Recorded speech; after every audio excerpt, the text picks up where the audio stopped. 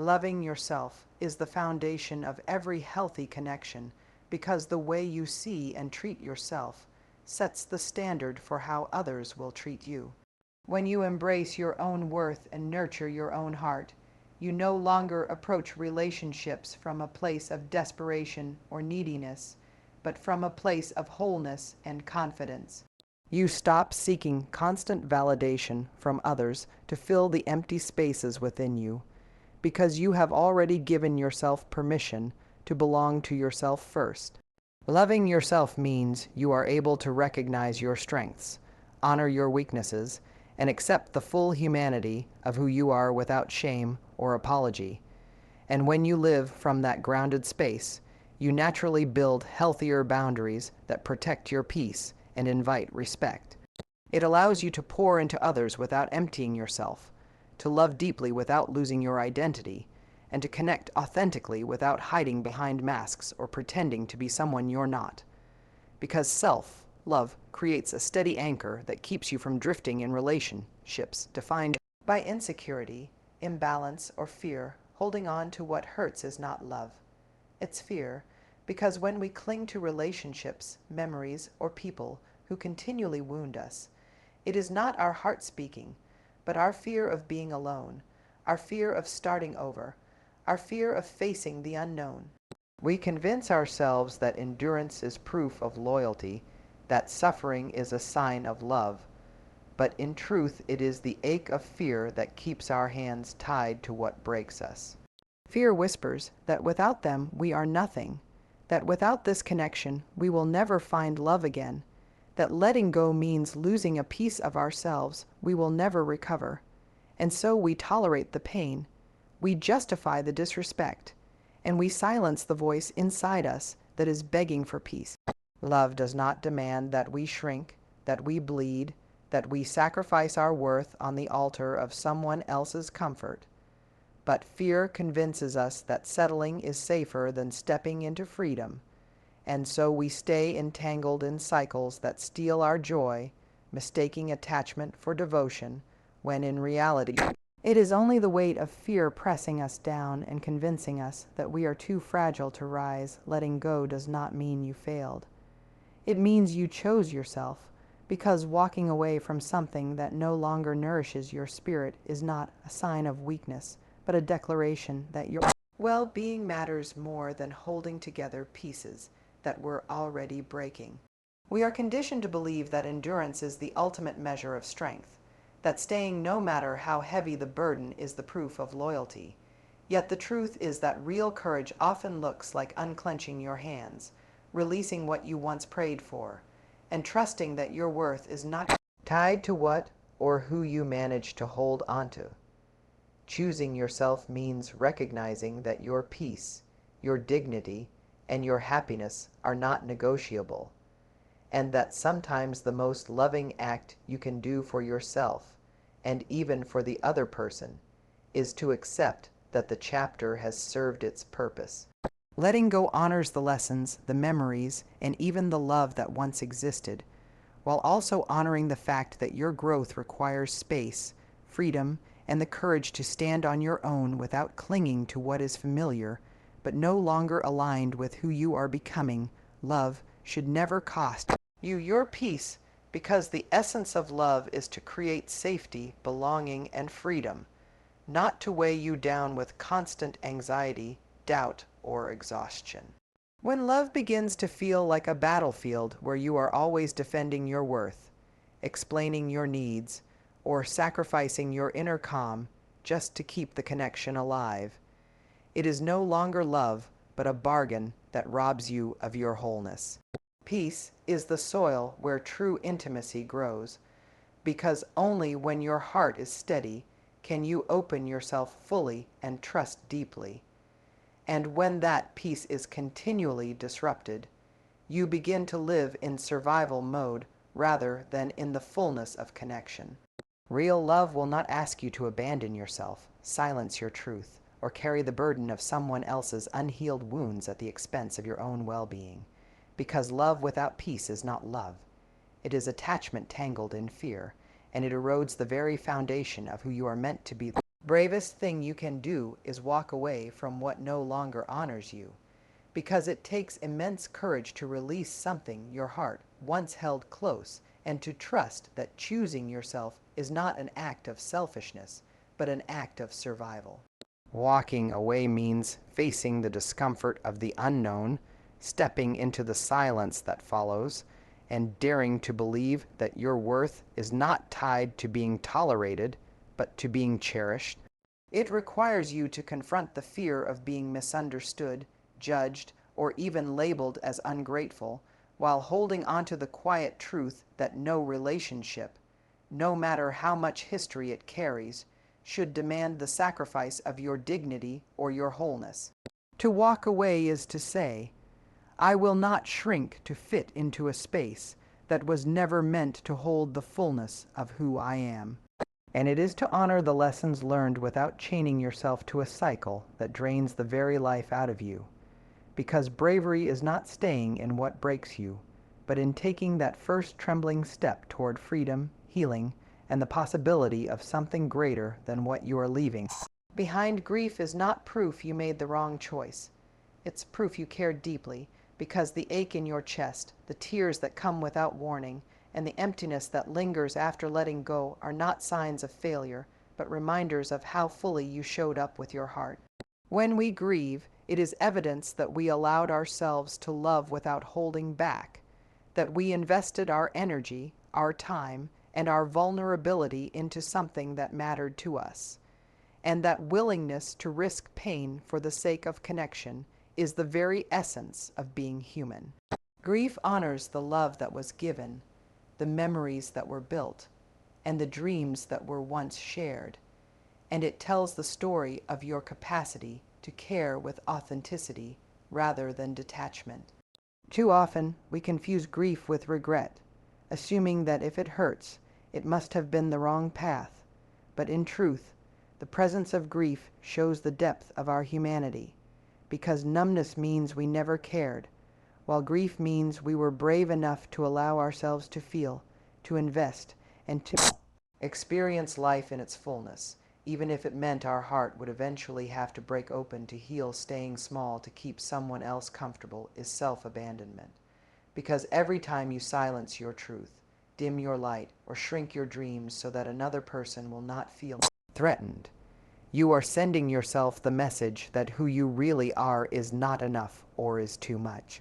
It is the quiet betrayal of your own soul when you trade authenticity for acceptance, when you prioritize someone else's comfort over your own growth, and when you begin to measure your worth by how easy you are for others to handle rather than how true you are to yourself. Self-abandonment shows up in the moments you laugh off disrespect to avoid conflict, in the times you swallow your feelings to maintain peace, and in the choices you make to fit into a version of yourself that feels safer for someone else but suffocating to you. Over time, staying small erodes your confidence, chips away at your identity, and leaves you feeling unseen even in the closest relationships, because deep down you know that the love or acceptance you are receiving is not for the real you, but for the version of you that hides, censors, and sacrifices, and the cost of that is far greater than the discomfort of being fully your self-worthiness is not negotiable. You were born with it, because from the moment you entered this world, before you achieved anything, proved anything, or earned anything, you already carried within you an inherent value that no one has the power to give or take away. Too often we are taught that our worth is something fragile, something dependent on external validation, accomplishments, relationships, or the approval of others. But the truth is that worthiness is your birthright, woven into the very fabric of your existence. When you forget this, you begin to hustle for acceptance, to bend yourself into shapes that please others, to measure your value by how much you produce or how much love you can hold on to. And that cycle leaves you endlessly chasing something that was never missing in the first place. Realizing that your worthiness is not up for debate frees you from begging for what should be naturally recognized. It allows you to step into spaces with confidence rather than apology, and it grounds you in the truth that you do not have to perform perfect or pretend to be deserving of love. Because you already are and always have been, enough you can love someone and still recognize they are not good for your soul. Because love alone cannot erase patterns that wound you, heal the parts of another person that they refuse to face, or transform a connection that constantly drains your spirit instead of nourishing it. We are often told that love conquers all, that if you care enough or try hard enough, the relationship will eventually become what you hope it to be. But the truth is that sometimes love is present while safety, respect, and alignment are not. And without those, even the deepest affection can become a source of harm. To admit that someone you love is not good for your soul is to honor the difference between attachment and true partnership, between desire and compatibility, and between caring for someone and sacrificing yourself to keep them close. It is the painful acknowledgement that while your heart may still hold tenderness for them, your spirit knows that staying entangled in a bond that diminishes you will only pull you further away from the person you are meant to become. And it is the brave decision to hold both truths at once. That love existed, and that love is not enough when it asks you to abandon your own wholeness. Closure comes from you, not from them, because waiting for someone else to hand you the perfect explanation, the final apology, or the neat ending that ties everything together is to give away your power and put your healing in the hands of a person who may never be capable of offering what you seek. We often believe that if they just told us why, if they just admitted what they did, if they just gave us the words we needed, then the ache inside us would finally quiet. But closure is not something granted. It is something created. It begins the moment you stop chasing after answers that may never come, and instead choose to give yourself permission to accept what is, to honor what was, and to step forward into what can be. Closure is the act of writing your own ending when theirs leaves you with unfinished sentences, of deciding that your healing matters more than their silence, and of reclaiming your story by acknowledging that you do not need anyone else's validation to move on, because the chapter is complete. The moment you decide to stop rereading it and start turning the page within yourself, courage is telling your heart the truth even when it hurts, because honesty with yourself is often the heaviest burden to carry, yet the only path that leads to freedom. It is looking directly at the reality you've tried to soften, the patterns you've tried to excuse, and the hopes you've clung to even when deep down you knew they were slowly unraveling, and choosing to stop pretending that things are better than they are. Telling your heart the truth means admitting when love has become one-sided, when trust has been broken beyond repair, or when staying is costing you more than leaving ever could. And these truths cut deeply because they shatter the illusions you built to keep yourself safe. But it is in this raw honesty that real healing begins, because when you stop denying the pain, you can finally name it, face it, and work through it instead of carrying it silently like a weight that never loosens.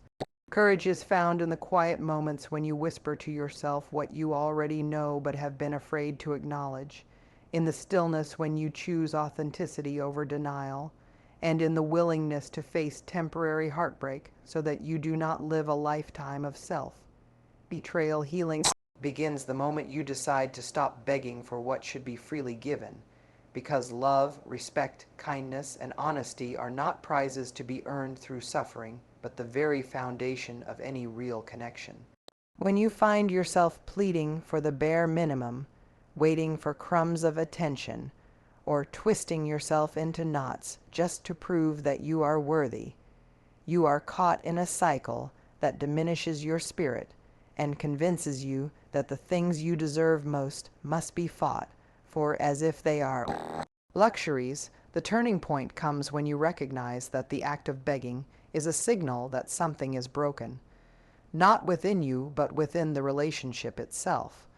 because love that is genuine does not require you to chase, convince, or diminish yourself in order to receive it. The moment you choose to no longer explain why you deserve respect, no longer plead for the affection that should flow naturally, and no longer justify someone's inability to meet you where you stand, you reclaim your power and begin to restore your own heart. Healing begins with that decision to step back, to give to yourself the love that was withheld, and to stop outsourcing your worth to someone who could never see it clearly, because true love and true care do not need to be demanded. They arrive with openness, consistency, and ease. Boundaries are acts of love, not walls of punishment, because they are not about shutting people out, but about creating the space where love, respect, and connection can thrive without resentment or exhaustion. They are the lines we draw to protect our peace, to honor our values, and to remind ourselves and others that we are human beings with needs, limits, and dignity that deserve to be acknowledged. Too often, boundaries are misunderstood as coldness, rejection, or control. But in reality, they are an invitation to healthier, more authentic relationships where both people can feel safe and seen. Setting a boundary is saying, I care about you enough to be honest about what I can and cannot carry. And it is also saying, I care about myself enough not to abandon my well-being for the sake of being liked. Boundaries are not punishments. They are guideposts that show others how to love us better, and they are also reminders to ourselves that self-respect is non-negotiable. When we set them with clarity and compassion, we protect not only our own hearts, but also the integrity of our connections, because without boundaries, love becomes tangled in resentment, obligation, and unspoken pain. But with them, love has the room to grow with trust, freedom, and mutual understanding. You teach people how to treat you by what you allow, because every time you stay silent in the face of disrespect, every time you minimize your own needs to avoid conflict, and every time you excuse behavior that hurts you, you are setting an unspoken standard that tells others what they can get away with. The boundaries you enforce or fail to enforce become the blueprint for how others navigate their relationship with you. And when you continue to tolerate actions that diminish your worth, you unintentionally signal that your love and loyalty come at the cost of your dignity. Teaching others how to treat you does not happen in grand declarations, but in the daily choices you make. Whether you speak up when something crosses the line, whether you walk away when consistency is missing, whether you hold firm when your peace is being threatened. It is not about controlling others, but about holding yourself to a standard of self-respect so clear that those around you learn quickly what is and is not acceptable in your presence. And in that way, you protect your own heart while also shaping the kind of relationships that are built on mutual honor, trust, and care. Loneliness is not the worst thing. Losing yourself is, because while the ache of solitude can feel heavy, it is still far lighter than the weight of constantly silencing your voice, betraying your truth, or reshaping yourself into someone unrecognizable just to keep another person close. Being alone may sting in moments, but abandoning your authentic self in order to maintain connection slowly erodes your spirit until you no longer recognize the person you see in the mirror. Loneliness is temporary, a season that passes and teaches you how to sit with yourself, how to nurture your own company, and how to find strength in the quiet. But losing yourself lingers like a shadow, leaving you dependent on someone else's approval to define your worth. When you choose to cling to relationships that demand your self-betrayal, you trade authenticity for attachment, and the cost is far greater than the discomfort of solitude. Loneliness can guide you back to your own heart, reminding you that wholeness begins within, but losing yourself robs you of that compass, leaving you disconnected not only from others, but from the core of who you are meant to be. Self-respect is the highest form of self-love, because it is the unwavering decision to honor your own dignity, Protect your own boundaries and refuse to settle for anything that diminishes your worth. It is more than affirmations in the mirror or moments of self-care. It is the daily practice of showing up for yourself with consistency, even when it is uncomfortable, even when it means disappointing others, and even when it requires you to walk away from people or situations you once thought you could not live without. Self-respect is choosing not to chase those who disregard you, not to tolerate words or actions that leave you feeling small, and not to abandon your values in exchange for temporary approval. It is the anchor that steadies you when external validation fades, because it reminds you that you do not need anyone else to confirm what you already know to be true, that you are worthy of kindness, loyalty, honesty, and care. Self-respect becomes the silent but powerful force that shapes the quality of your relationships, because when you treat yourself as valuable, you naturally set a standard that others must meet if they wish to remain in your life. And in that way, it becomes both your shield and your guide, protecting your peace while leading you toward connections rooted in mutual honor and genuine love. Letting go makes space for what is meant for you. Because when your hands are tightly gripping what no longer serves you, they are too full to receive the things that are waiting to enter your life. We often cling to people, relationships, or situations out of fear, convinced that if we release them, we will be left with nothing. But in truth, holding on to what is misaligned only crowds your heart and blocks the flow of what is truly meant to find you. Letting go is not about erasing the love, the memories, or the lessons. It is about trusting that your story is still unfolding and that new chapters cannot begin if you keep rereading the old ones. It is about creating room in your soul for healthier connections, deeper peace, and opportunities that align with who you are becoming, not just who you used to be. Letting go is an act of faith in yourself and in life, a belief that what is meant for you will not have to be chased, begged for, or painfully held onto, because it will meet you with the same ease and openness with which you are willing to welcome it.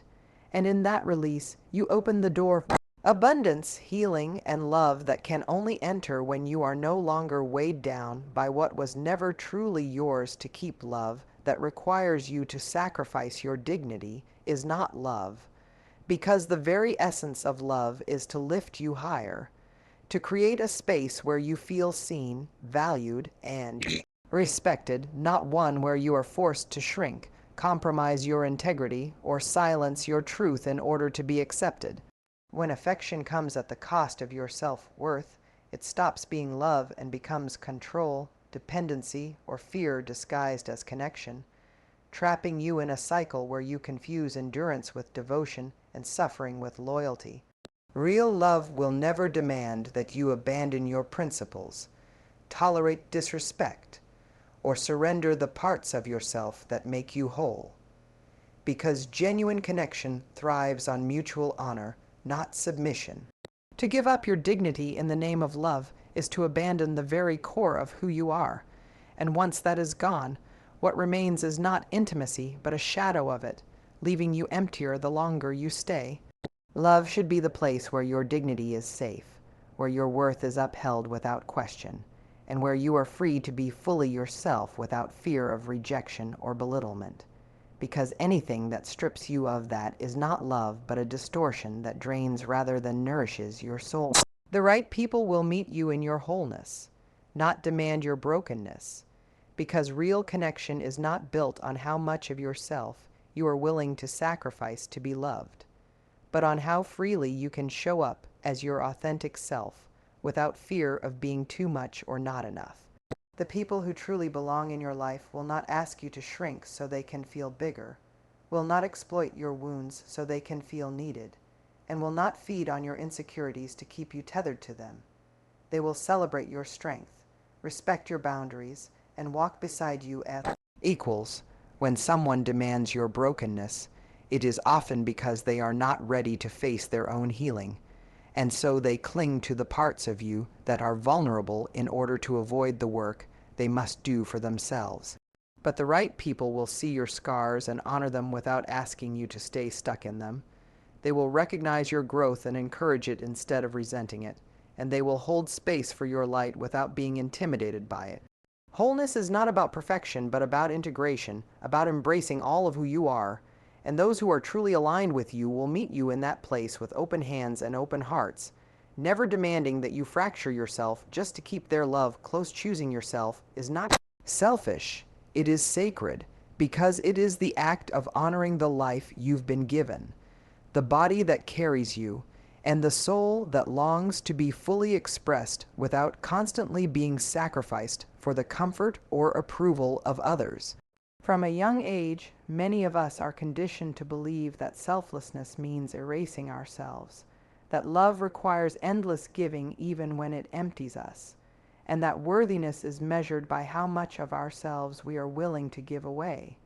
But the truth is that when you abandon yourself in the name of love, you are not practicing love at all.